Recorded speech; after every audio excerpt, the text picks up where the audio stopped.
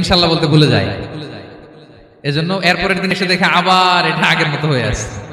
কিয়ামতের আগ দিয়ে ওদের মধ্যে এই ইনশাআল্লাহর প্রেরণা আসবে। তাদের একজন বলে উঠবে, আগামীকাল ইনশাআল্লাহ আমরা এটা ভেঙে খান খান করে দেব। ঠিকই ভেঙে ফেলবে। তখন তারা ভেঙে চুরে কুটি কুটি ইয়াজুজ মাজুজের দল এসে হামলে পড়বে।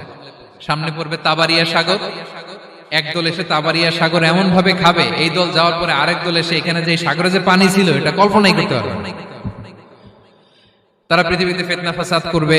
ঈসা আলাইহিস সালাম তখন আসবেন, দোয়া করবে আল্লাহ তাআলার কাছে মুমিনরা, একটা মহামারী দিবে আল্লাহ তাআলা ইয়াজুজ মাজুজের মধ্যে, ওরা মরে যাবে সব।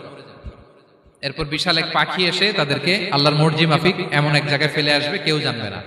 তো তারা যে পচে গলে মাটির সাথে মিশেছিল, এই গলিত লাশ থেকে মাটি খুব উর্বর হয়ে যাবে। এরপর আল্লাহ তাআলা পৃথিবীর মধ্যে বারাকা দিবেন। কিছু রোপণ করলে তাড়াতাড়ি ফুলে ফেপে বড় বড় ফলমূল হচ্ছে। তো এটা কিয়ামতের আলামতের অন্য কোনো আলোচনায় হয়তো আমরা বলবো।